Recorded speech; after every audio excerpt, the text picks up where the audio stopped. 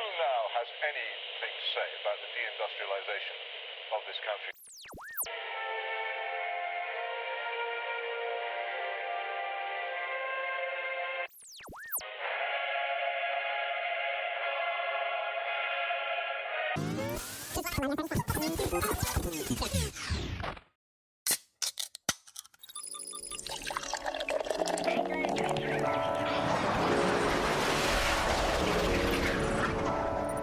Georgian townhouses on the moon, the highest GDP per capita in the Milky Way. Small modular reactors under every village green. This is Anglo-futurism.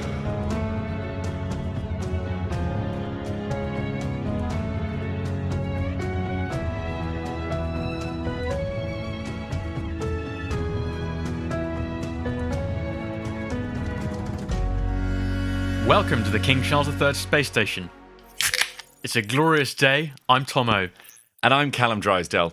Listeners, Tom and I are in a state of discord. The direction of the pub and the future of Britain is divided. I'm a representative of the common people of Britain, and I therefore think we should have English mustard, while Callum, a representative of the Norman yoke, thinks we should have Dijon on our pork pies. Harmony is in danger. The centrifugal force of different interests threatens to tear us apart. Luckily, we've recruited a guide to help show us the way through and the way to remain a cohesive entity, not just a podcast of strangers. We are delighted to welcome Philip Cunliffe. He's an associate professor at UCL, and he's the author of the forthcoming The National Interest, Politics After Globalisation, which we can confirm is an electrifying read. He also calls himself Britain's least credible populist. Ibram X. Kendi, but for unheard commentators. A spectre is haunting the faculty lounge. And that spectre is here. Welcome, Philip. Thank you very much. And delighted to be here. It's a pleasure to have you. We're going to start with a bang. What kind of historical moment are we in at this very point? So, it's not an original point to make, but it's the end of, I think it's fair to say, it's the end of globalization. And that's the most significant thing that's happening in the world, which is to say that period of the world economy, roughly between the mid to late 1970s, the early 1980s, up until roughly maybe the great financial crash in 2008 or 2016, depending on how you want to date it. That period, which was characterized by the intensity of increasing global trade, global financial flows, international integration, and all sorts of associated ideologies kind of encrusted on the top. That era is over, and it's a very slow process of fragmentation and decay with no real obvious contender to replace it. And there's lots of confusion within that. If we take the example, for instance, of kind of the 12-day war most recently between Iran and Israel, with the US participating. The great theatricality, it turns out, of that, with all the agreement of, when the missiles would be received, and the Iranians giving the heads up to the Americans to ensure that there weren't any casualties in the American bases. Very civilized, really, actually. Yeah, quite gentlemanly, given the kind of rhetoric associated with it. And then, so that seems odd and out of keeping with the seriousness of the moment, because, it is a genuinely serious moment, given constant warfare in the Middle East. But then I think there are things which are genuinely significant, even if perhaps less spectacular, which, for instance, is Trump's trade war on the world. That seems to me part of the, that is a genuinely so-called Liberation Day. The tariffs that he put up as part of this kind of trade war on the global economy, that is a genuinely significant break with decades, maybe even longer than 40 years of American foreign policy and leadership in the world. There is an absolute shitload to unpack there, Philip. Maybe we can start with the 12-day war. So a few days prior to our recording, the US bombed Fordo Mountain, this nuclear installation.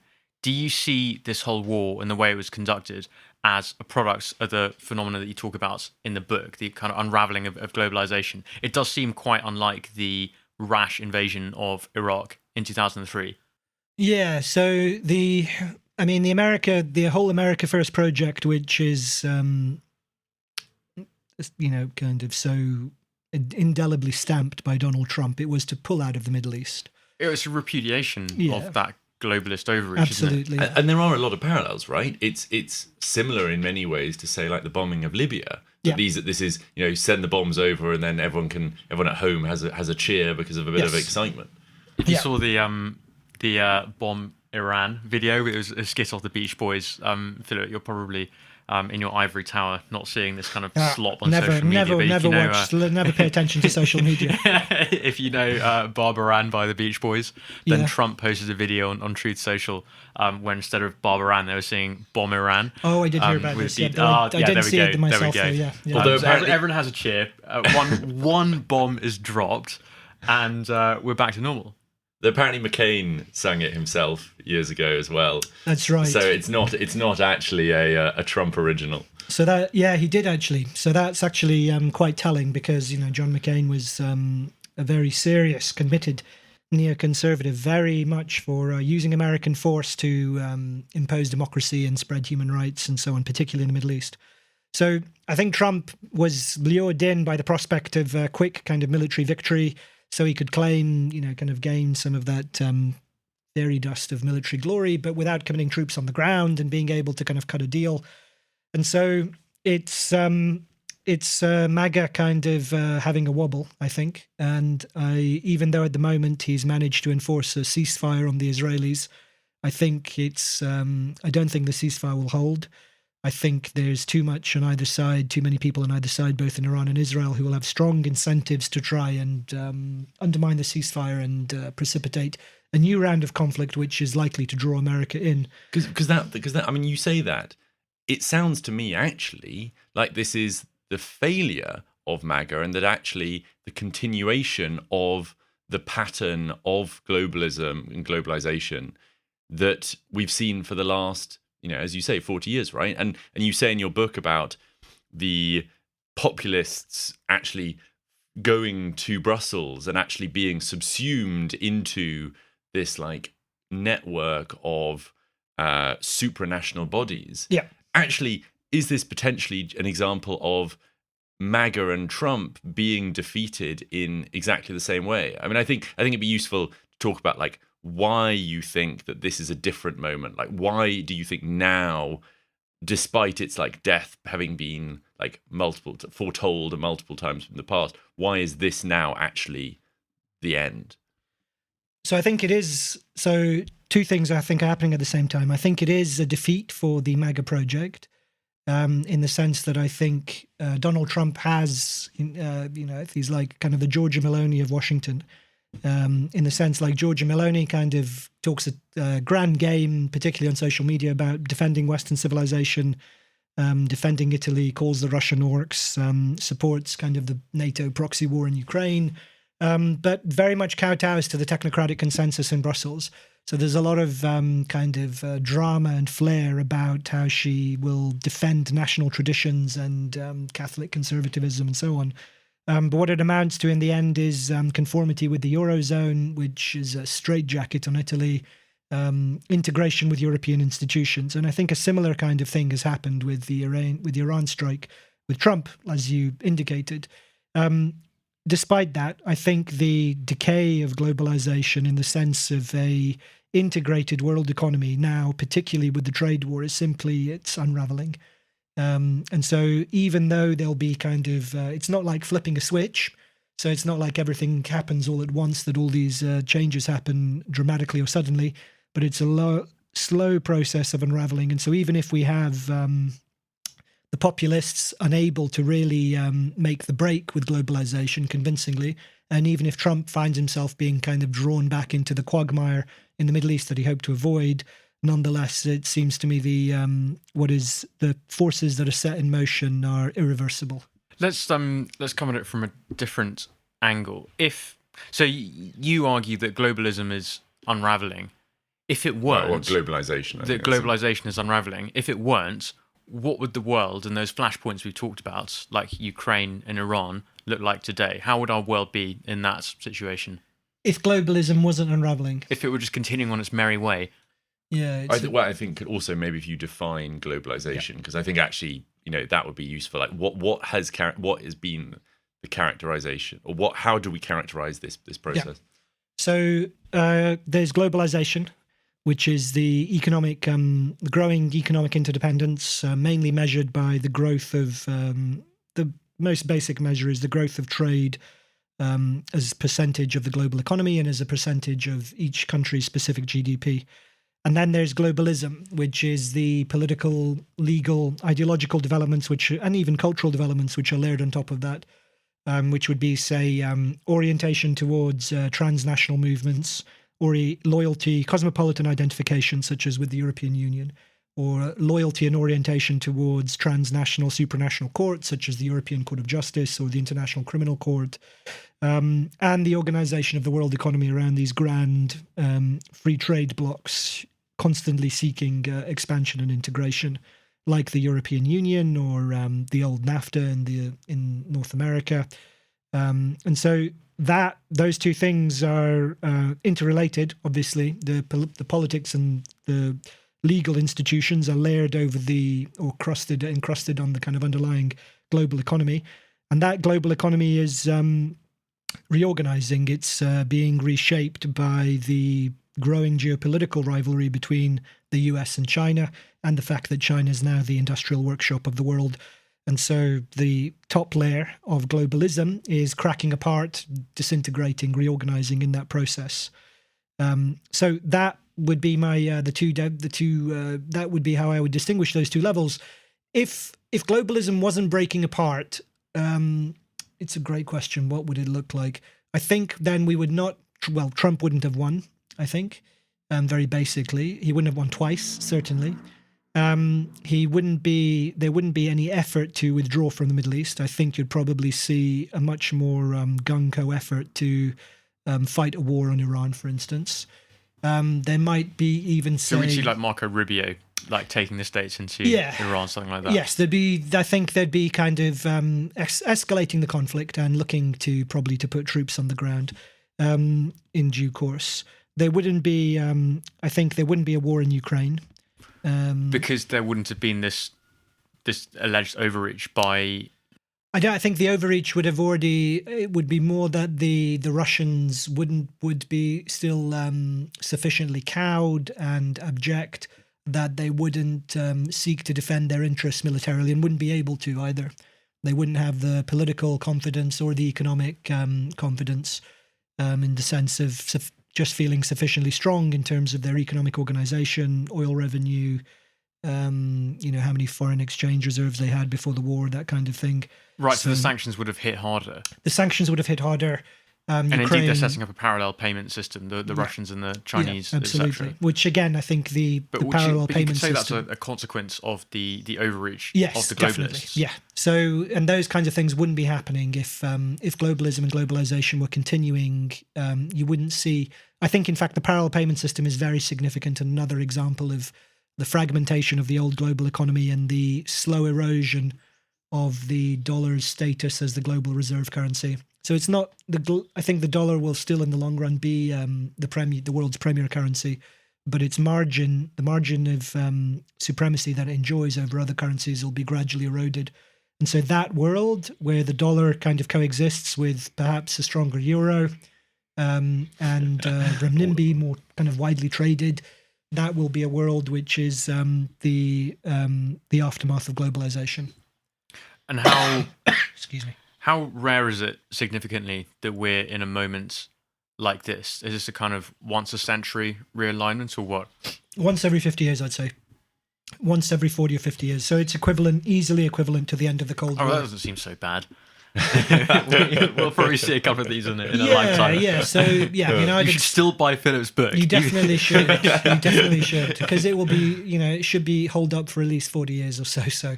But yeah, I mean, so in my lifetime, twice, right? Or at least, so the next, I'd expect to see another thing like this in my 80s or something.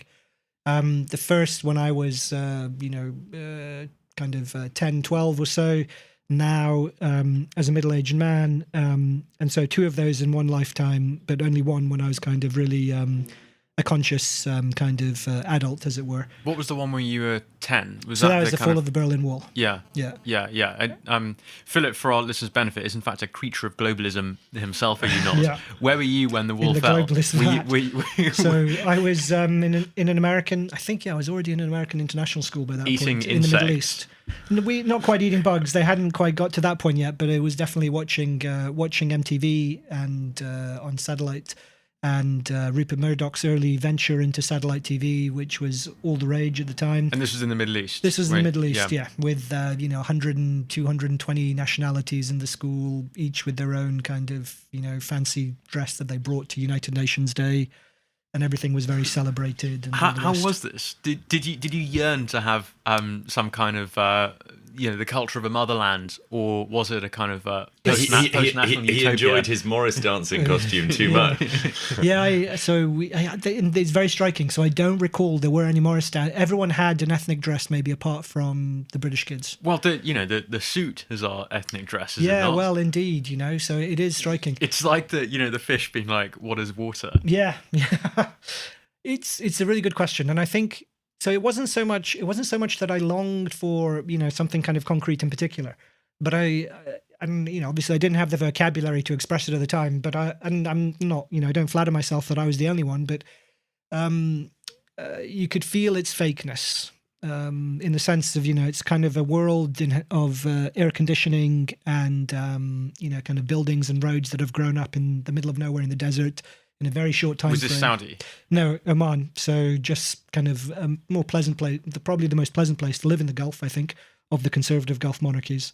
But the falsity of that environment, kind of constructed for Westerners who live there long term, was very real. And I realized, kind of it's just not a real life in the sense, you don't have to kind of put up with petty aggro on public transport. It's kind of a very manicured, protected, cosseted environment, which is why, so many people move to Dubai still, I think. I mean, I lived in Hong Kong for a while in my upbringing, and I know exactly what you mean. I imagine it's similar, yeah. Yeah, although I do think it's interesting you say about, the cosseted life, and it's not a real life. That is how, maybe not quite the level that we were living at, but how a lot of Hong Kong people do live, right? That there is something odd about saying that life is unreal when it's a life shared by a vast number of people who have known nothing else. Yeah. And I think potentially, makes the uniqueness or the weirdness, I mean that weird in the sort of acronym sense, of the British upbringing even more visible. Yeah, no, I mean, it's true. To call it unreal is not to say that lots of people participate in it. I suppose, but you're aware of its fragility and contingency, even if you can't, again, express it, as a kid or as a teen, that it's only possible in a very specific set of circumstances. And a lot of my peers and friends from school, they really desperately wanted to recreate those circumstances, go to university back in their home countries, and then quickly zip back to the Gulf to get jobs. And that never appealed to me. And so it was more looking for something which felt less confected and fragile, I guess, rather than a longing for roots, as it were. Right. So, to what extent is this book a sort of revenge mission against globalism? Yeah, a personal crusade. Yeah, well, it's taken me a long time to escape it, and I don't mind saying it was the British working class basically that liberated me. I mean, the vote for Brexit, because for a long time, you could see kind of globalization being, my academic work is based on criticizing humanitarian intervention, which seemed to me always kind of an insane project. But it didn't strike me that there was that the importance of sovereignty was felt so keenly at home. It seemed to me obvious that you needed sovereign states in places like Libya and Iraq and Syria and so on. But it didn't. I wouldn't hazard to say that people felt that keenly about it here. But indeed they did, and they came out repeatedly. Kind of not only in the referendum but in the subsequent general elections and. Even in the European elections that brought down the May government in 2019, I think it was. So all of that proved that there was a hunger for political control, for political independence here as well. And so that was the single most important thing that has happened in my life politically, and also impressed itself upon me that sovereignty was a viable project for Western states as well. Were you were you an academic at the point that the Brexit vote? Yes, I was. Yeah. Were you a lonely man in the history faculty? It was the politics faculty, but it was lonely. It was certainly lonely.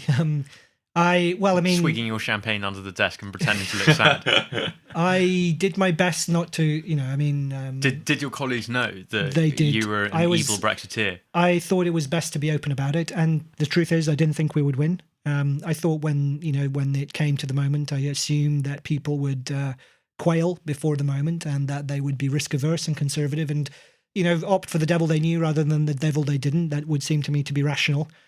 And so I didn't expect to win. So I was quite open about being a Brexiter, and I was indulged even up until maybe 72 hours before the vote as a kind of eccentric contrarian who's welcome to kind of vent his silly views, that kind of thing. A bit, there was a bit element of patronising in it. And then it was a lonely place after the shock of the vote, for a bit. But people gradually came round in the process of the industrial action that followed up in the next 18 months in universities. But yes, it was, I was one of the I think you could probably count the people who were who were pro-Brexit in the academy. You can probably count them on the fingers of two hands. Very few. And it was, it was not a popular position, shall we say.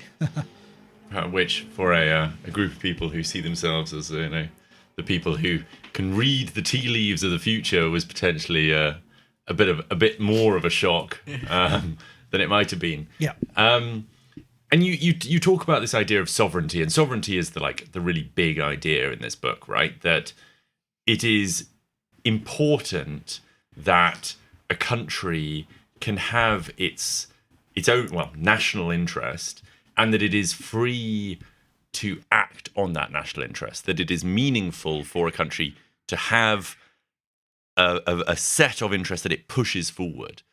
And I think a lot of people would potentially say, and I know Tom is one of them, as a recovering effective altruist, that we are in a more complicated world, that there are big problems, that we need to dissolve these archaic boundaries. Do you want to maybe give the argument for why sovereignty is important? Yeah. And then how has globalization eroded that? So sovereignty enshrines the idea of politics as such. It's the idea of supreme secular authority over a given territory and people. And so it means then that you have an authoritative center of decision making, and that requires there to be the recognition of no higher power above the sovereign state, which means then, so this obviously leads its critics to see it as a dangerous concentration of political power and authority in a single space. And it's particularly suspect for today's kind of human rights liberals for that reason. But the advantages that it has is that it allows for collective decision-making, because there is a point at which responsibility can be had for decisions. There is a point at which the buck stops, to put it simply. You can't defer it to the European Parliament or this international court or the appellate body of the WTO, whatever it is. And the process of deferral, of constant deferral upwards in structures of global governance that are kind of diffuse and remote from people's interests, or downwards to provincial assemblies, like the Welsh Senedd or the Scottish Parliament or whatever it is, has been the way in which people have been politically disempowered. So the only guarantee that we have of being able to hold power to account is that it be clearly visible, and that means that it's clearly identifiable at a single point, and which means it's not encumbered by external commitments and higher powers, and that it's visible and clearly expressed, so that there is somebody who takes the decision and can be held to account for it. But you'd go further, right? Because if say, we had a federal Europe, and there was a European member of parliament who was sort of powerful and you could elect and you actually knew how it worked, you would still say that that's like undesirable, right? That was a point that sovereignty had been lost. No, I would be quite the opposite. So a federal Europe, which was a sovereign Europe, would be, I'd be happy to, depending on the arrangements and how we got there, I'd be more than happy to countenance it. And part of my opposition to the European Union as a project is precisely that we were never going to get there. I think the European Union is, notwithstanding the Federalists, and the Federalists always had my kind of grudging admiration as the most kind of worthy opponents on the other side of the debate. But they were just idealists. I think the European Union was designed to evade accountability in the nation state. And so it would never replace the nation state with a super state or some kind of federation, because that would replicate the problem that it was designed to avoid. Because the whole point is, right, you've got these like people who think that post Second World War, nations and the ability of like nation actors to leverage huge amounts of force is dangerous, right? That absolutely. Like it's dangerous and it's scary. And post Stalin and the decision to have like socialism, communism in one country, you're now left with this network of internationally minded people who are kind of loose, and looking for a purpose, right? Yeah, absolutely. So the horrors of the 20th century have led people, I think, and importantly, crucially, in fact, both on left and right, to conflate the experience of fascist authoritarianism and communist authoritarianism with authority itself, and to be deeply suspicious of the idea of political authority. They see it as already a few steps down the road to totalitarianism. And as a result of that, we've kind of, as a species, when I say we, I mean collectively, humanity has kind of tied itself very, very supranational of you. Well, yes, indeed. So, to roll back, I guess, so we will not be able to tackle our problems collectively unless we have accountable decision-making, and that means you have to embrace the sovereign state. So, and part of my mission with the national interest is not to fragment international coordination, quite the opposite, it's to reboot it. Because we can only have meaningful international collaboration if we have a clear sense of the national interest, which is also more democratically legitimate. So many of our problems internationally are the result of voters losing trust in these very remote negotiations in, places like Davos, so remote from their concerns, over which they have so little control. And so if we're going to have effective efforts to address the genuinely collective problems that we have, then that requires a very coherent sense of national interest and buy-in from people on the street, from voters. Well, let's talk about then how this all got started, right? Because I think for a lot of people, they would say that globalization is the product of technology, that we've suddenly, we invented the container, and now technology and progress means that we're all happier in trade, and it's very sensible. Yeah, it is the market working in a correct way, and basically people who are opposing it are kind of backward, right? You're holding on to something old fashioned, and frankly, progress demands that you are swept aside. Yeah. Like let's talk about that sort of 20th century, because in your book you talk about this negotiation that has happened with the working classes from through the 19th, 20th centuries, and then that break that happens with Thatcher and Reagan and Mitterrand, right? Yeah. So let's talk about that. So the story that I tell in the book, which is, it's combining the elements of historical narratives that are developed by other people. But the story that I tell in the book is the idea of when you go across the effort to nation build in the late 19th century leads to the problem of political accountability. So ruling elites and their effort to integrate the urban working class, the classical industrial proletariat of the 19th century, who they need to rely upon for social peace, and also because they're entangled in all of their imperial rivalries, which end up in war. And so they get They expand the franchise. They develop welfare states. They commit to targets like full employment. I mean, it's basically giving handouts, right, as a way of like buying additional buy-in from a class. Like, it's a way of avoiding class warfare. Yes, so I'd say it's a way of avoiding. It's certainly a way of avoiding civil conflict. I wouldn't say it's handouts. I mean, I would say it's a compact. Yeah. So it's an exchange. There's legitimacy and buy-in, and not just because it's not passive in the sense of handouts. It's trade unions would agree to meet certain kind of industrial targets, either in wartime. They would submit to kind of price controls or production kind of controls, or particular kind of economic growth targets or inflation targets, and so on. These would all be kind of very collectively coordinated decisions with large democratic representative institutions, and this kind of agreement would happen across major economies. And so it created the problem of accountability, because then you had to be held to account by lots of people who had interests and were pressing them upon you.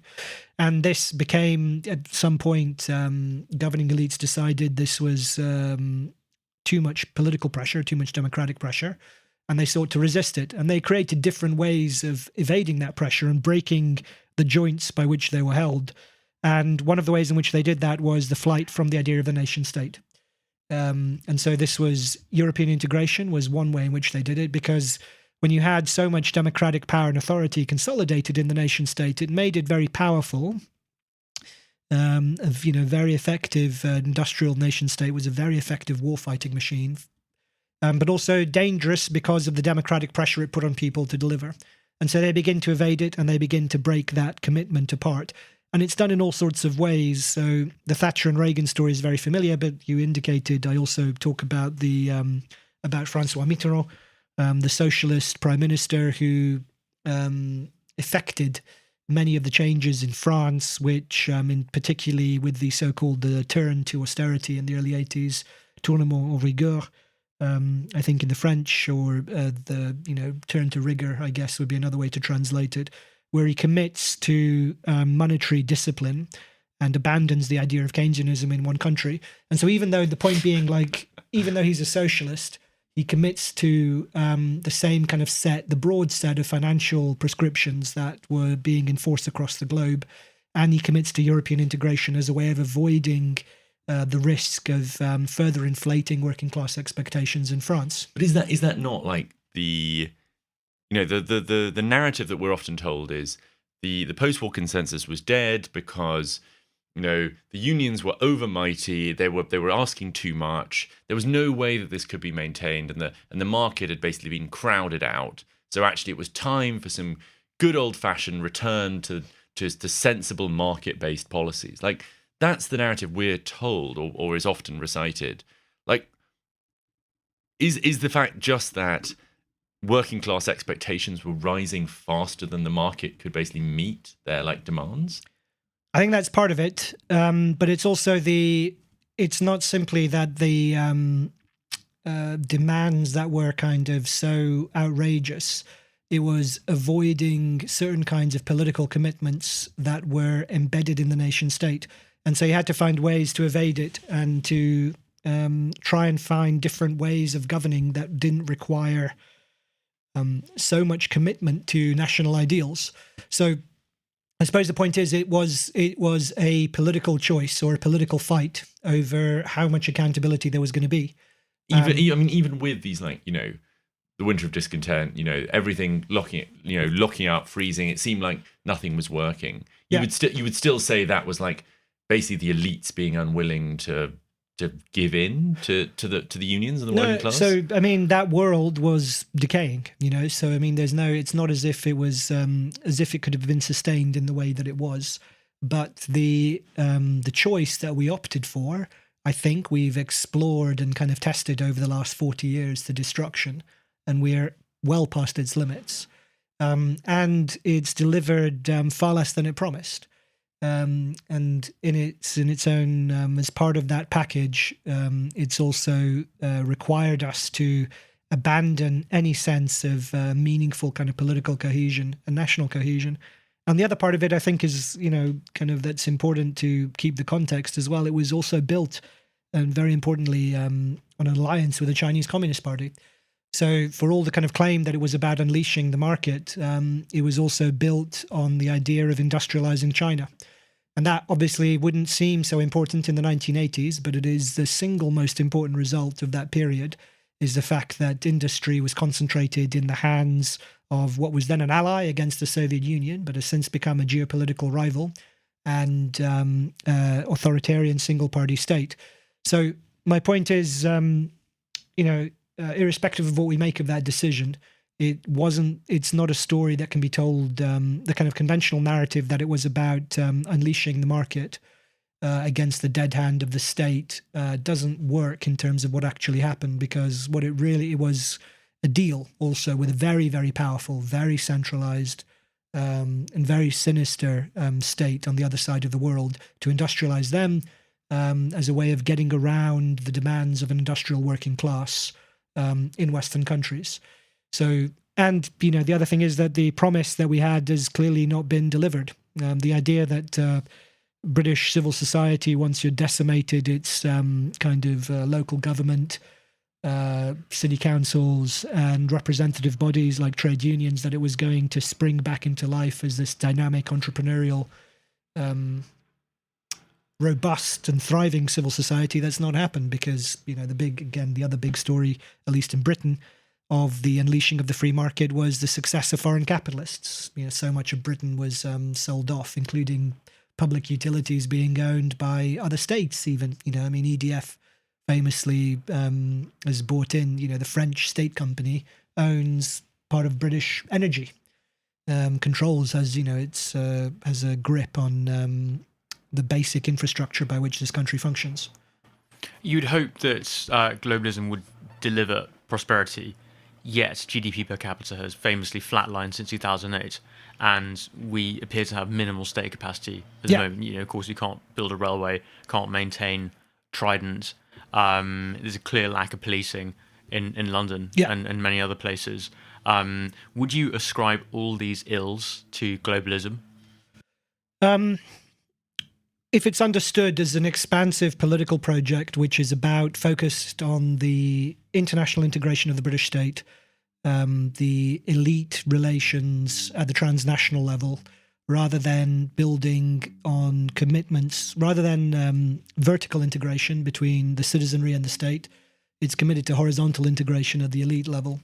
And so this, I think, is why it's legitimate to see the decay that's so palpable and visible all around us in Britain as a state that is integrated into international networks and is simply not committed, not structured or configured in a way in which it can meet the needs and demands of its own citizens, why it functions so... But is there some purpose that the country is obliviously satisfying at the expense of all the stuff that we'd like to see, like having railway lines and policing? Like, what is going on? Or do we just have a kind of diminished state with no upside?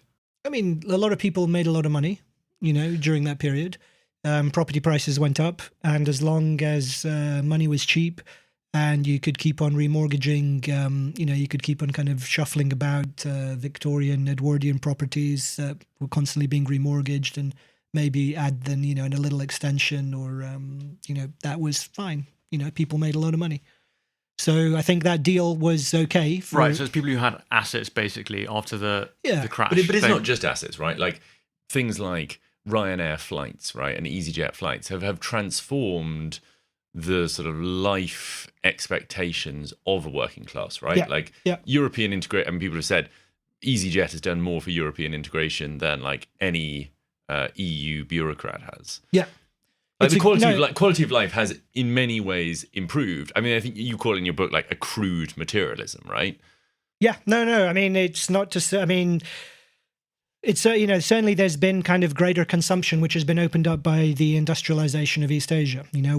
Cheap white goods from China have helped keep global inflation low for a long time. So you didn't feel the reality of wage stagnation, and the growth of debt, both public and private, meant that you didn't feel that decay. And, the point I think is proved with EasyJet. It's a great line and it's true. I mean, I entirely agree with it.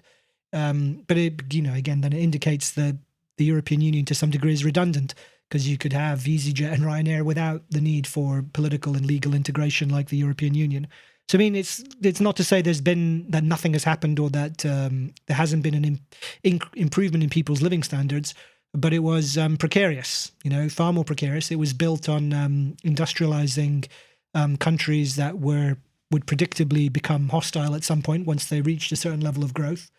And so the bargain was, I think the downsides of the bargain were visible fairly, they were predictable and visible early on.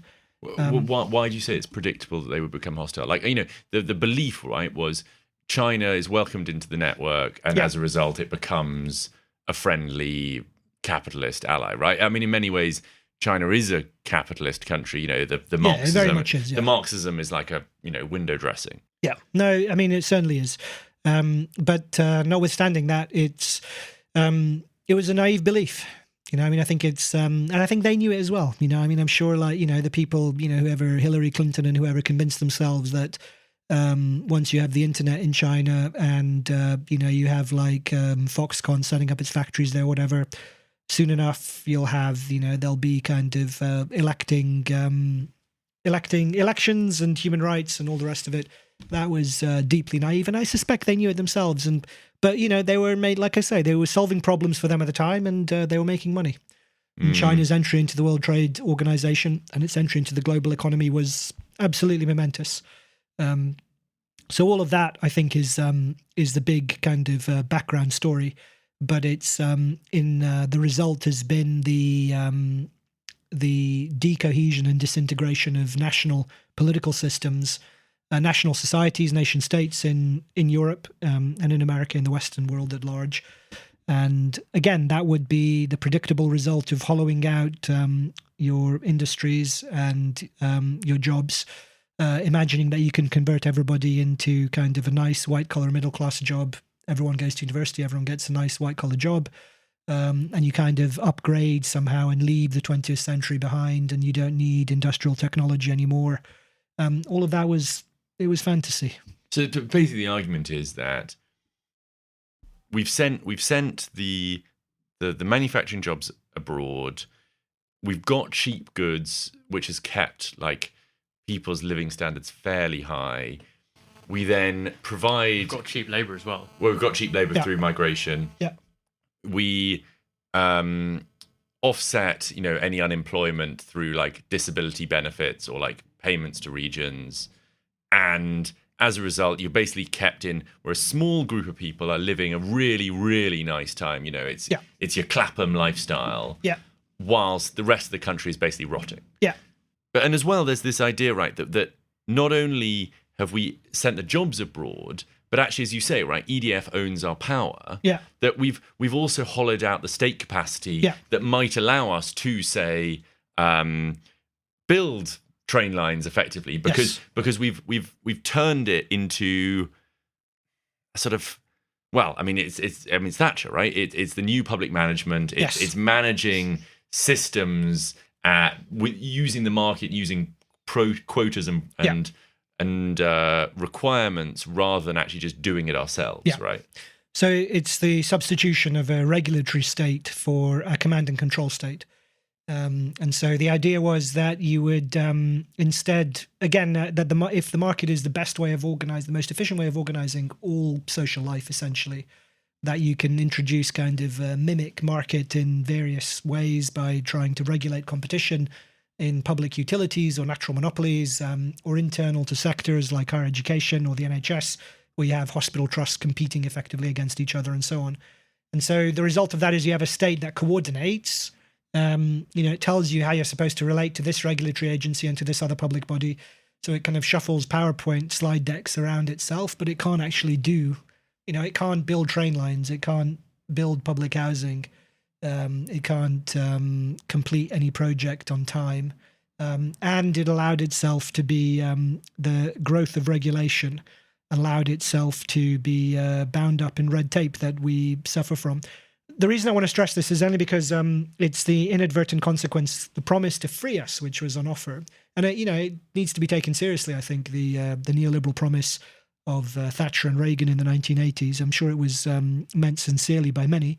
And there is a genuine pitch there that has to be kind of, taken seriously. It was a promise to emancipate us from the deadening hand of the state, but it has created its own bureaucracy and its own cadre of officious administrators and overseers. Well, I mean, this is the weirdest thing, right? Is that actually the greatest defenders of this like regulatory state that was supposedly set up by, the arch enemy Margaret Thatcher and then, perpetuated by Blair, are often these like progressive minded people, right? That you've had people who would have opposed like tariffs are yet still in this like regulatory, I don't know what you call it, like, I mean, the blob, right? Yeah. Like, how can these people like justify their own work to themselves? Yeah, it's a good question. I mean, you'd have to ask them directly, I guess. I can only say, I guess I suppose my answer is that the growth. So it's Stephen Vogel, who's a Stanford political economist. He coined the phrase "freer markets, more rules," and that has been the kind of the bane of neoliberalism of the era. That we've ended up in a world which is incredibly bureaucratic and regulated, despite the fact that we're supposed to be living through the era in which the market has been allowed to expand. And this confounds so many people, particularly on the right, who think that it's the pernicious influence of leftists who've captured and corrupted institutions over generations and so on. And that is a misconception. And so what we've had is it's the product of their efforts. The constant effort to expand the market has in fact come with generating more bureaucracy and regulation. And so now we're in a position where it seems to me, and that is part of the story of national decline and decay. And so to reassert it, to push back against it, this is part of the reason that in the book I propose we need to think of the national interest as something which is connected to national renewal, not just as a matter of foreign policy, but something about entirely rebooting our countries. You invoked the idea of new countries. What are you thinking of? Catalonia? What else? Hopefully not. Certainly not independent Scotland. So when I talk about new nations, I didn't mean because these are kind of designed to push back against the strength of... Yeah, I mean, they're, Scottish independence, Catalan independence, they're ways, I think there were cultivated ways of dissolving the centrality, the central power of nation states. So what would we see instead? What would be these new ones? I mean, the UK is obviously a new emerging nation, right? Hopefully. Well, I was thinking Britain against the UK, as in UK, I see. K-A-Y. So my thought was new nations, not necessarily territorially, or independent, kind of newly independent countries, but rather new nations in the sense of newly politically cohesive nations that rediscover themselves rather than upstart kind of independent countries seeking representation at the UN. I've got bad news, which is that we've heard from the EU Working Time Directive, who have instructed us that it's time for a break, and we have no option but to obey them. But we will come back after a break. I didn't think that the EU ruled on the King Charles space station still. The dead hand of Europe reaches far and wide. We try every day to cut the regulations. Listeners, will be back after a break. Welcome to a day in my life working as an engineer at Isenberg. Firstly, I wake up and do my morning routine. I love this cleanser so much. My skin is so dry from the aluminium powder. Infrared face mask feels so good. Healthy breakfast. These strawberries grow nearby in a warehouse. Commute. This rocket train moves so fast. When I arrive, I always get matcha. Ceremonial grade, have to caffeinate. My first task is machining this missile fin. I love my job. This machine is so noisy. Time for lunch with friends. Scrumptious protein bowl. Lamb, my favorite. After lunch, more machining. Cute air defenders. Home time. First, I go to the gym. Hot maple dancing. Lululemon frocks so cute. Time for more friends. Pub is so fun in microgravity. Scotch eggs and L-Girl dinner. And that's my day. See you tomorrow. Listeners, we have completed our mandated 4-hour siesta. Our mental health has recovered. Our inherited trauma is gone. And we are back to return to the topic of what actually is the national interest and how can you possibly have a national interest in a country that is oh so fragmented. Philip, you've talked about this idea of the national interest, and we were talking in the break about like the fact that despite America's like forever wars being very unpopular, the idea of having soldiers dying was like useful in a way because it meant that America maintained that sort of idea of like death as part of like a role or thing that happens in a modern civilization in a way that I think in Britain we've maybe like forgotten. We're uncomfortable with the requirements of violence, that it like what it takes to maintain a state and a nation. Like, what would you say? Like, what is the national interest, and how can you have buy-in or a mass agreement that something is the national interest? So the national interest is what I argue in the book is I think there's a kind of there's a trap, I think, or a kind of an intellectual trap for when venturing into this terrain, which is to think that, or to imagine as if there's like a sheaf of papers in a vault somewhere, which would tell you what the national interest was, and it's in Whitehall, and it's just been overlooked and forgotten, and if you kind of dug out the document, it would tell you what we need to do. And that, I think, is a mistake, because even if it did exist, which it doesn't, it would be the national interest of a country that's gone into the past, a country of 40, 30, maybe even 20 years ago that just doesn't exist anymore. And so the national interest is not a thing in the sense, I have my own ideas about what I think the national interest should be, but it's not a thing, but rather a way of doing politics. What I suggest is that we should subject every decision that is of public interest to the test of whether and how it serves and relates to the national interest. But people have said that like national interest is climate change, or the national interest is like spreading gay rights to the Middle East, right? Like everyone claims they're acting in the national interest. But they never did, right? So, they never said it was in the national interest to spread gay rights to the Middle East. It would be said something like, this is part of British values. We have to defend the human rights of vulnerable minorities. This is what Britain stands for. We're obliged to by international law. Our allies are doing it. We need to support America. There are all sorts of arguments, but I never remember one that was simply said, this is in our national interest that we have to do this. And similarly with climate change, it's made as an existential threat to the human species in which it is virtuous to be among the first and the most kind of visible in responding. But it's not made in the case that of the national interest requires us to have a certain degree of adaptability to a world that is warming, or that requires that we have, the appropriate kind of flood responses, or that we're energy self-sufficient with clean energy. These are arguments that are made in the national interest. They're made in terms of deferral to international standards and agreements, or even to, veneration of some kind of deeper ecological principles that are far away from anything as parochial or archaic as the nation. Is that the biggest national interest face plant that you think Britain is making at the moment?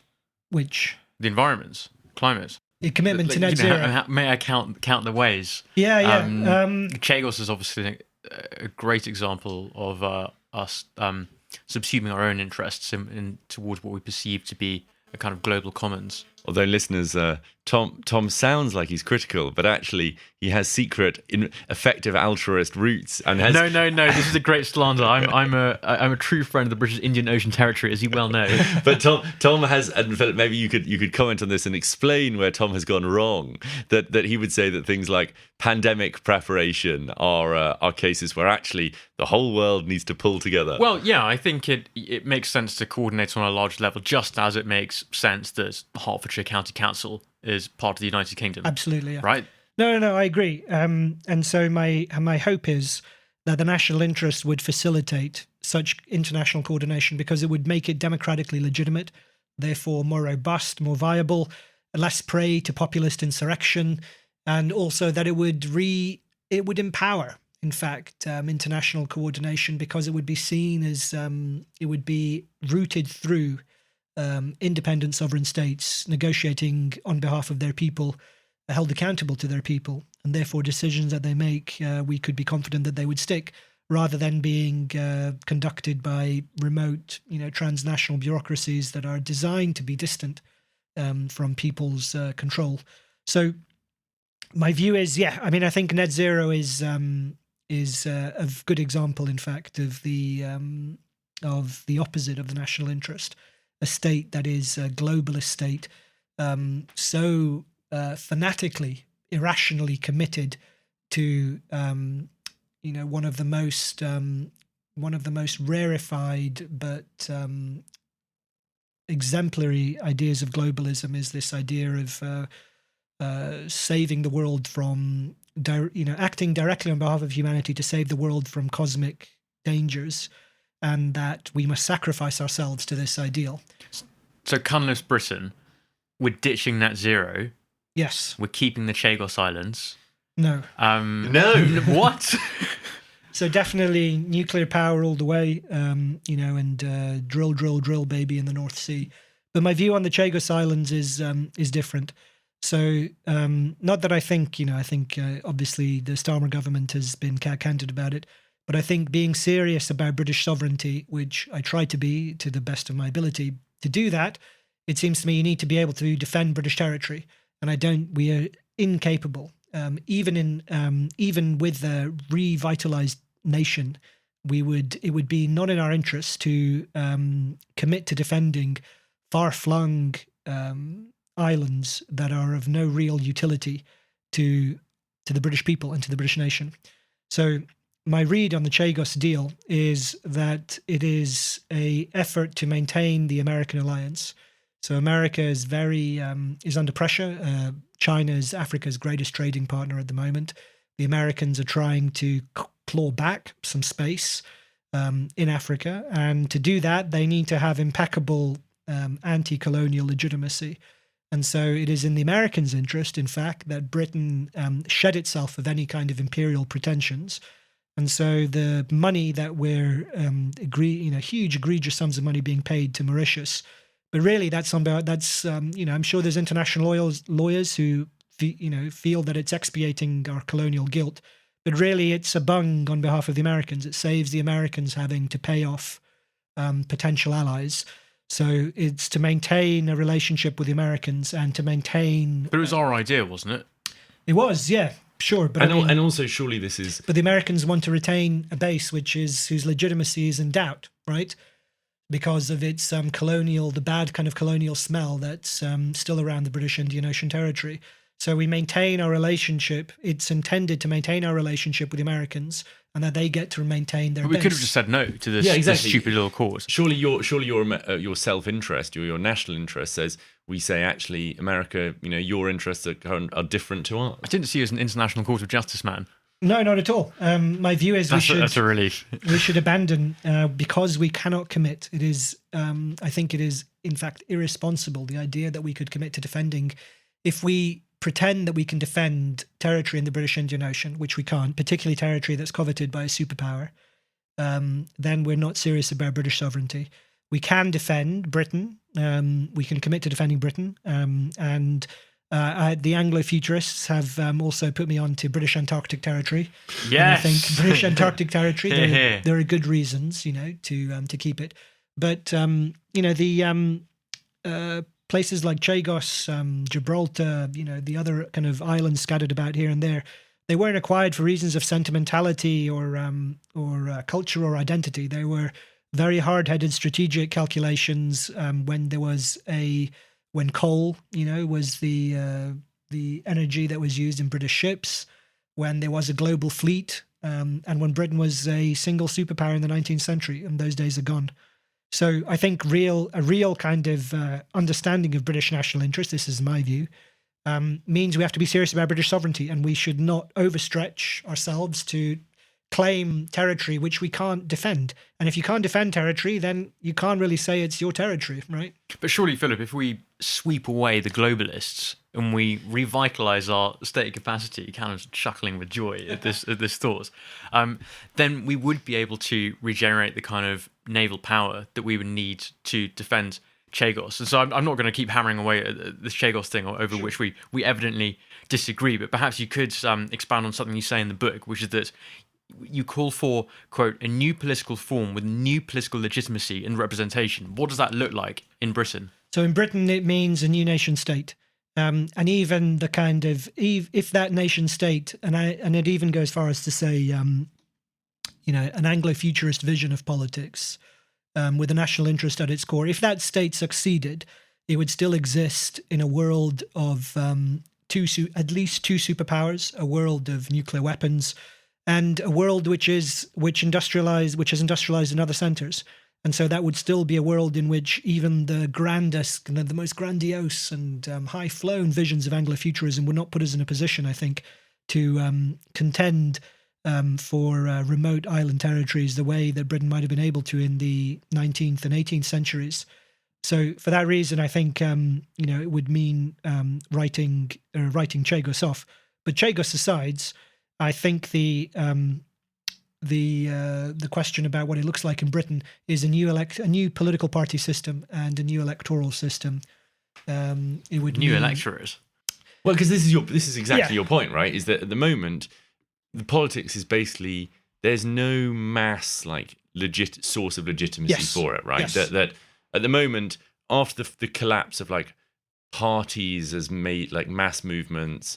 And there aren't the trade unions, there aren't the social groups, there aren't the social groups, I mean the mutual aid societies. There aren't the churches through which political will is manifest, is formulated, is targeted. And now we're in this amorphous state. And you say about the populists, right? That the populists are these lone figures who claim to be able to do that whole job of assimilating the national will in one go. Yeah. But actually, they can't do it because you need that system. Yeah. Yeah, the listener Roman Gardner says, this basically speaks to your question, Callum, does the instantiation of the national interest, as you describe it, Philip, need mass politics to get it off the ground?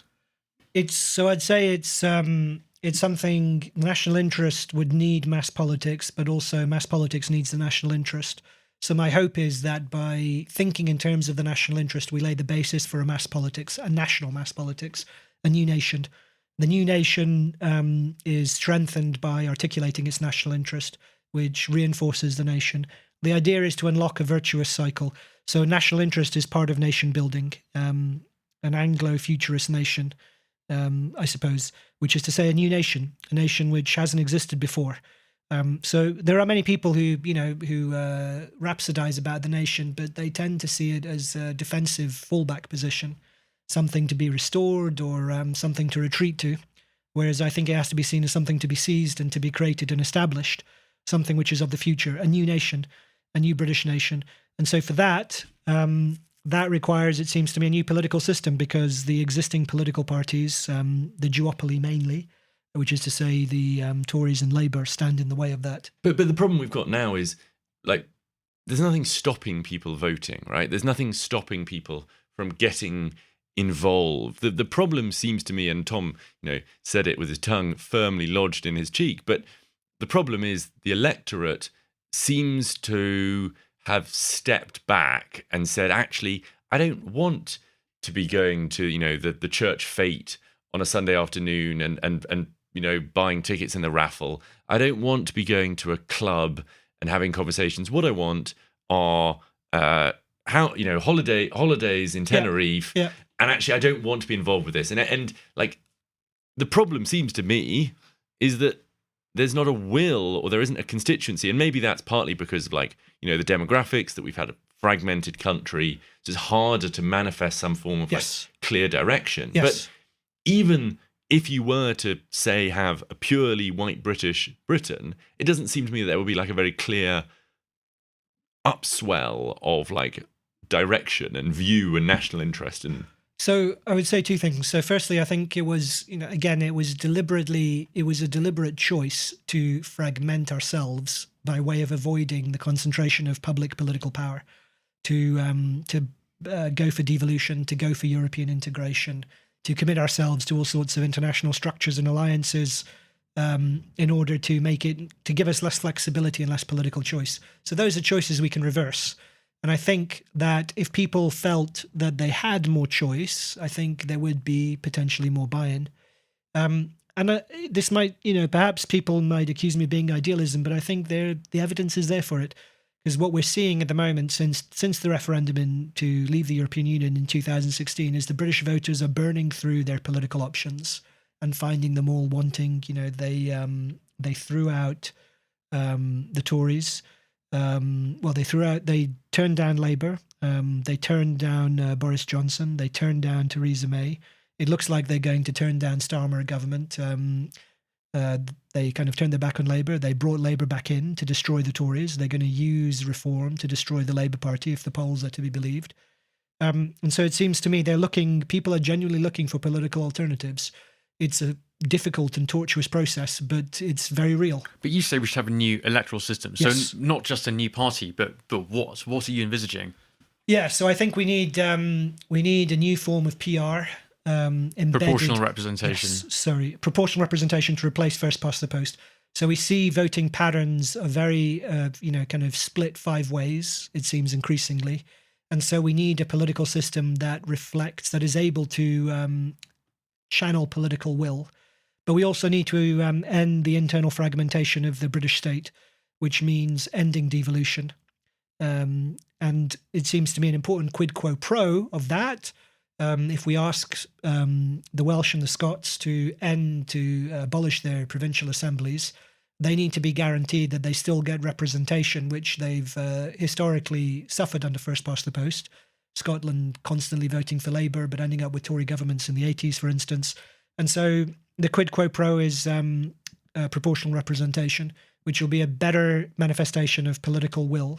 At the current moment, I think I'm not committed to proportional representation everywhere in the whole world, but I think in Britain it would help to break the deadlock and allow for more effective expression of the nation's political will. I mean, but I think the thing we would see from that, right, is a whole lot of trends and wills and desires that have probably been masked by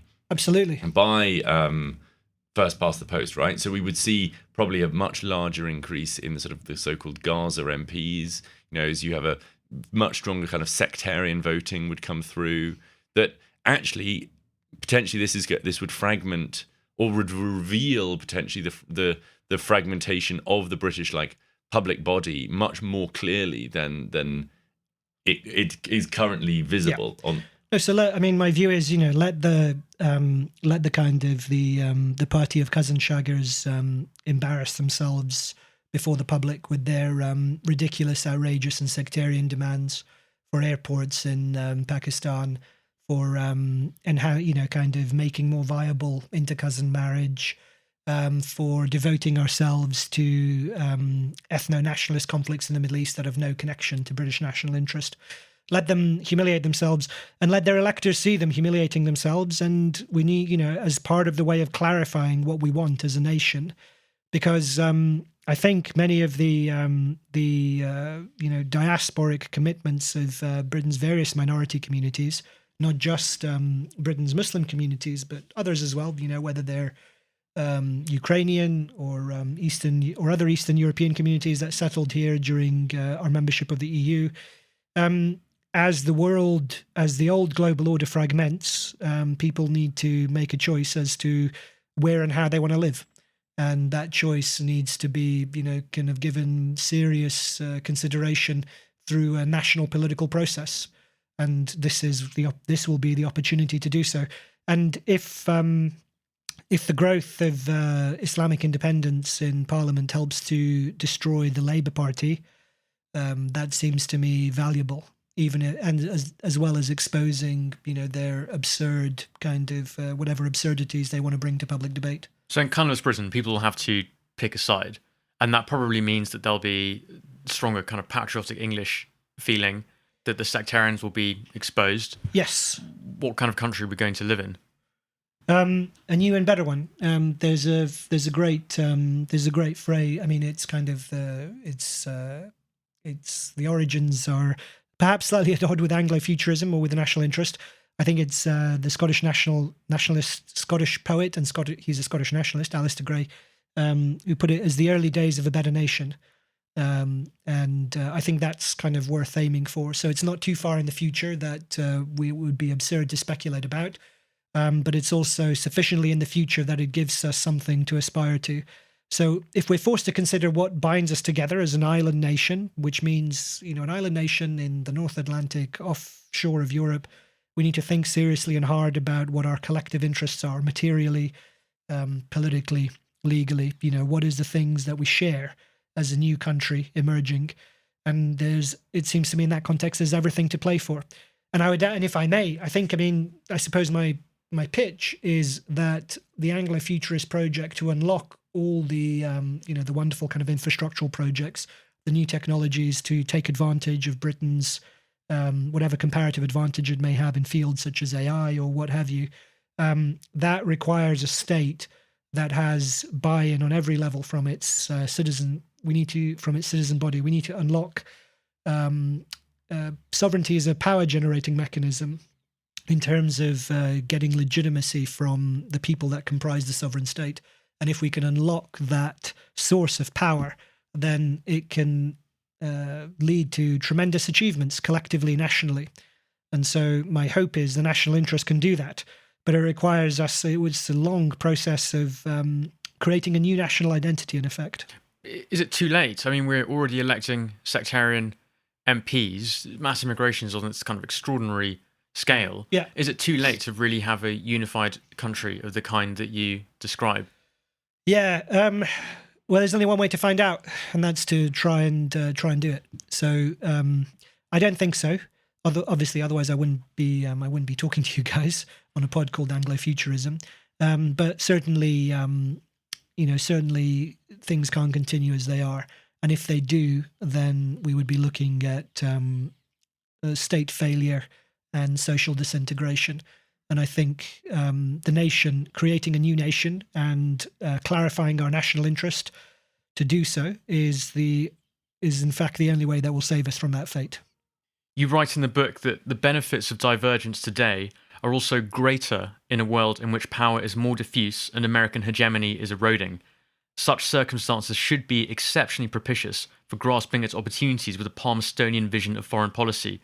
And we can broaden this out from foreign policy to statecraft as a whole. And Absolutely. So my question, Philip, is cometh the hour, cometh whom? Yeah, it's a great question. And I think my answer would be that the only way these new leaders, these new individuals will come through is if we develop the system in which they can emerge and flourish. And in political terms, at least, that means... Robert Jenrick says he's an Anglo-futurist now. He does say he's an Anglo-futurist, and I was quite struck by that. And, perhaps it's a straw in the wind, perhaps it's a sign of hope. My fear is, I suppose, that I think the Tory party is too compromised and a vehicle and institution to lead a project of national renewal, firstly. So just as a political body. Secondly, I think it's too freighted with neoliberal ideas. So it still doesn't see, it sees the relationship between the market and the state as some kind of seesaw. Just one goes up and the other goes down. And I think that's the wrong way to think about the relationship. And then thirdly, I would add, the nation building project has to be, we can't be politically precious about it. It has to be something which is the work of many hands. And we can't be fixed on ideological prescriptions from the 20th century. So it's not a left or right project. It is a project that requires commitment from all points on the political spectrum. I think the nation has to rise above right and left, or put it another way, right and left only have meaning in the context of a nation. Different options for what the nation wishes to do. That was the meaning of right and left, classically speaking. So even though I'm heartened that that Jendrik has embraced some of these themes, let's wait and see. I'm not convinced. I don't think the Tory party is the vehicle. I think, like I say, the Thatcherite market commitments, there's still the kind of the creepy Singapore and Thames vision that still seems to enrapture so many of them. I think they underestimate what's required to build a new nation. What would you advise the hearty young Anglo-futurists listening now? Should they join Reform instead? Should they start something new? I would say start something new. And I would also urge them to think in terms of the national interest. That would be my my most important message. The problem with that, though, is, as we've said, the structures out of which something new could emerge have atrophied, right? Like, there aren't the clubs, there isn't the pattern of going to speeches, to rallies, or whatever you want to call it, that out of which something new could emerge, right? It will require not just creating a new organization, but also teaching Britons how to be political again. Yeah, absolutely. So I suppose I would say there's partly there's no time to waste. But also I think, I suspect that is what people want. I think people want more control over their lives.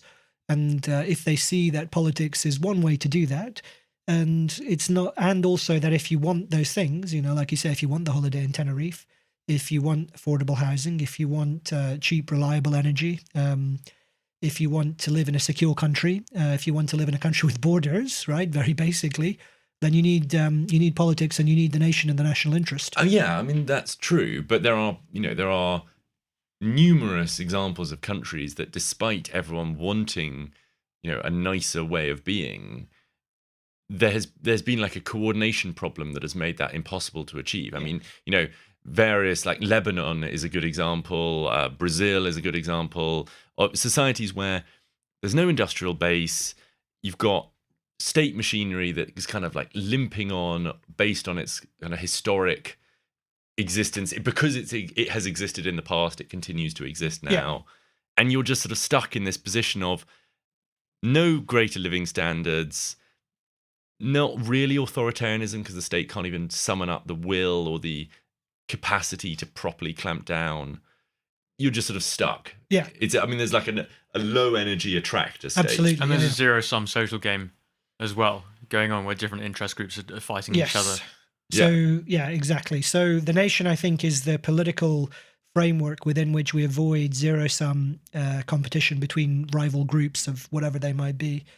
To create the nation, though, and it's true that you might end up in a kind of, like you say, this kind of low-energy attractor. That's the trap. I think we have a couple of advantages, and they're not, they don't guarantee us anything, but they are significant nonetheless. So the first is that we had Brexit. So Britain had the honour of playing a precocious early role in the breakup of globalism and globalisation. And that was the stubbornness, essentially. I mean, there are many factors at play, but the stubbornness of the Red Wall voters to see this process through. Secession from an organisation from which nobody has previously seceded, the European Union. And that was a constitutional issue, not just a kind of party political protest or protest vote that in the way that the Trump vote was, I think, to some degree at least. So we're undergoing a process of constitutional renewal, and it's painful and tortuous, but we're further down a painful road that I think other states will inevitably have to follow us down as globalism continues to decay. And so we have that advantage. The other advantage we have is the British Constitution, which is the old idea of that any law that Parliament passes is assimilated to the British Constitution and has that statutory authority. No Parliament can bind any of its successors. So we don't have the constitutional structures to check the popular will that the French do or the Americans do. Well, although the government seems to be doing its best. It is doing its best, but the Supreme Court is, and the ECHR, for instance, is very much in sight as being at tension with the popular will. And so there is still enough, I think, in terms of the authority of Parliament, which has survived the last 10 years, in terms of the place that it occupies in the British voting system and also in the British Constitution, that will allow us to continue pushing through in a way that other states will find more difficult. And I mean, the problem that you're describing is basically elite popular will mismatch, right? It's like there are groups of people who feel that they have more right or greater right to express like the direction of the country. And I mean, people make this out as if this is some like new thing. We had you talked about Palmerston. We've had like Gladstonian like moral crusading in the past, right? Like this is not a new thing. And evangelicals who things like stopping slavery were great moral missions Absolutely. that were probably not in the national interest, and in fact probably alienated Britain from like a lot of countries. Yeah. I suppose my question is, how have we got to this position of like elite dissonance, and how does that situation not just recreate itself, right? Because obviously elites like big world stages. They don't like it when the rude mechanicals tell them what to do. A lot of states in the past, even though they've been notionally democratic, have had mechanisms where those more powerful are basically able to exercise more will, and that's how you keep them from like ceding. How do you balance that like elite popular trade-off? So I think that that world of grandstanding on the global stage was easier during the era of globalization. So when going to Davos was the way in which you made decisions, and then they were rubber stamped in national parliaments or Brussels or New York or wherever it might be. So the fact that world is inevitably ending, and that the coordination through those globalist centers of power, they're fading away. It means that national elites have to make a decision where they stand. And so it seems to me it's in there, they have an incentive and a strong interest to reorient to the nation. So as they do so, and we can already see, and I talk about this in the book, we can already see some of this with the you see the national interest occasionally cropping up in political discourse in unexpected ways. You see them fumbling with ideas of national renewal, or even kind of flirting with the idea of national identity, though at a safe distance. You think of the kind of mania for Ukrainian flags that swept the nation in the early days of the aftermath of the Russian invasion in 2022. So we see them kind of fumbling with nationhood again. But as they do so, it seems to me it's vital that we the public, that is to say, impose our own interests on an elite that is retreating from the global and seeking to find new ways to legitimize itself. And we shouldn't let them launder their mistakes through the nation, which is undoubtedly what they will try to do. We have a question from a listener, Ridley, which I feel is appropriate for this discussion of what Britain could actually do, because of course there are external constraints. And Ridley asks, how feasible is it for a government to act in the national interest when, for instance, bond markets will make life so very difficult for them? Do people care enough to put up with that kind of turbulence? Yeah. So I think part of the hope for a national interest is a world where potentially there is greater state coordination over global finance, and that there is a small window of opportunity perhaps, but a window of opportunity nonetheless, as the status of the dollar as a global reserve currency erodes. There is the possibility that there'll be a sweet spot in which it will be in all major players' interests to agree a new monetary order for the world. And it seems to me Britain is very well placed to make the case for what that order might look like and to perhaps host that conversation. So there is the possibility that the national interest could be used to reshape an international environment which would also be more propitious for new nation states in the 21st century. Notwithstanding that, obviously, it's not to say that even if the bond market didn't exercise the terror over states that it does now, obviously states would still, there's still kind of all sorts of unpredictable events and economic forces that they would struggle to manage or contain. And for that context, it seems to me you need to have legitimacy to be able to withstand that kind of pressure. You need to have functioning state capacity, and you need to have the support of your people. that political elites can rely on the trust of their voters to be able to manage responses and to be able to expect voters perhaps to withstand economic hardship if it is indeed in the national interest to withstand it.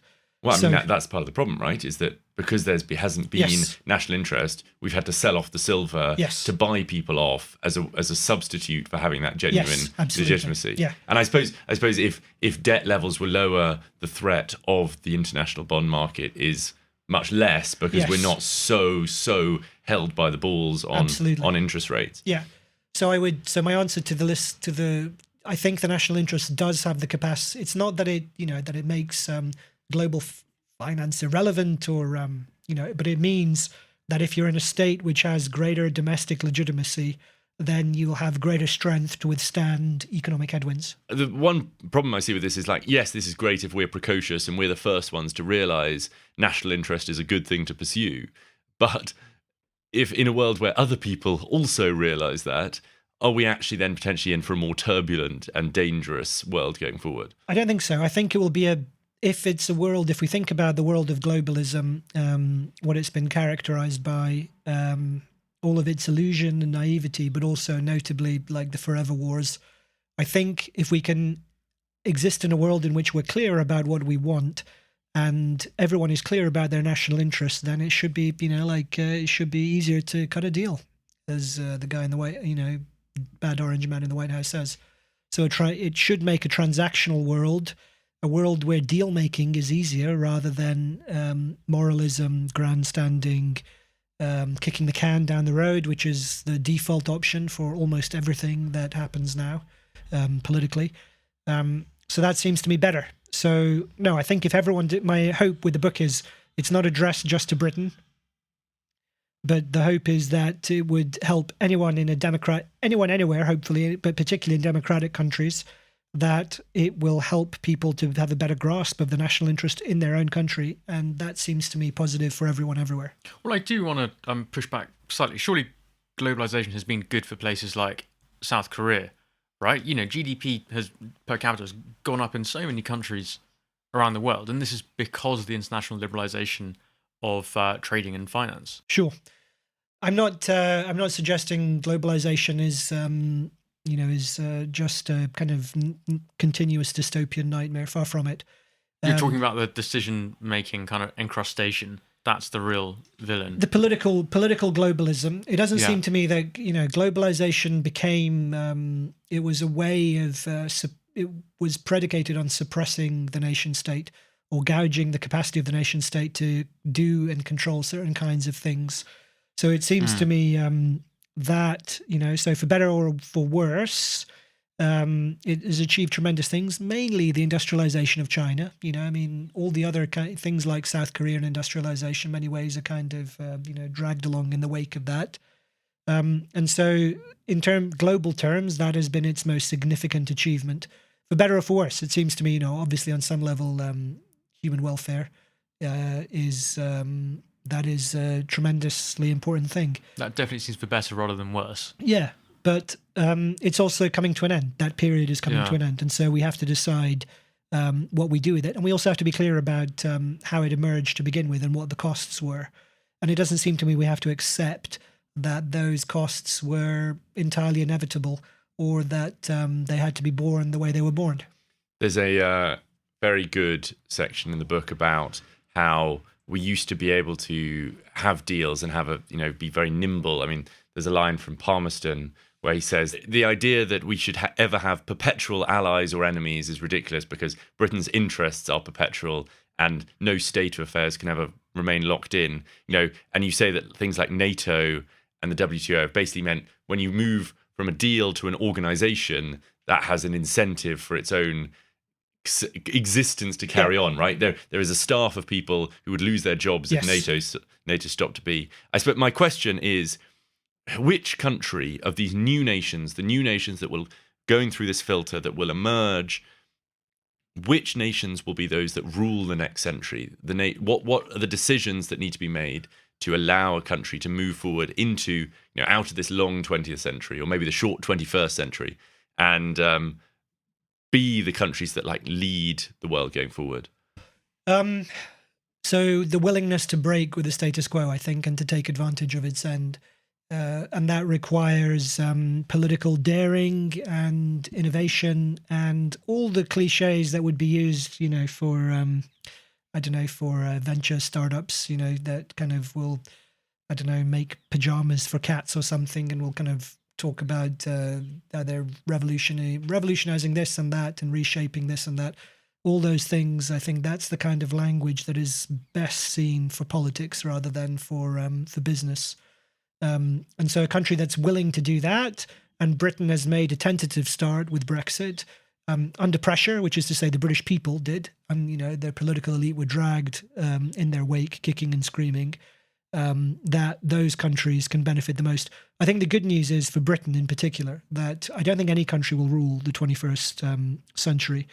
I think it's much more likely to see dispersal of power or diffusion of power between China and America principally, but also lots of second-tier states, which mean that for a country like Britain, of Britain's economic size and political strength, it's a tremendous opportunity to carve out an independent role that Britain has probably not enjoyed for a century, if not more. If it's willing to take advantage of a world in which there is no single hegemon, that is a tremendous opportunity for a country of Britain's stature.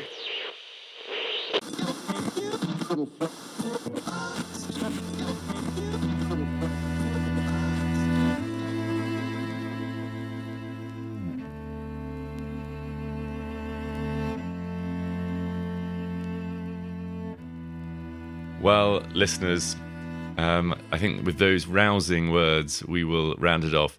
Tom is already stitching up his private regiment's colonel's uniform, and is excited for the opportunities that the next couple of years will offer to a buccaneering young fellow. I encourage you all to read the book. There is a lot that we haven't discussed that really I found myself on things that I felt quite settled on, having my mind changed and seeing things that I'd seen as formerly kind of neutral or benign becoming quite sinister. So I really do recommend the book. Philip, thank you very much for coming on. Where can people read more of your work? Mainly Unheard. So please, people can find my work there. Please do take a look. I also write for a blog called The Northern Star. People can see me there. I'm occasionally, less frequently now, on the podcast Bungacast. And thank you very much for having me on. The book is published in late July. And if people are interested, they can find the details of the launch for the book, which will happen in London in late July. It's on my profile on X. Well, there you go. National interest, Philip Cunliffe. Do buy it because it is very good. Highly recommended. Philip, thank you for joining us. Thank you very much. Thank you. Goodbye.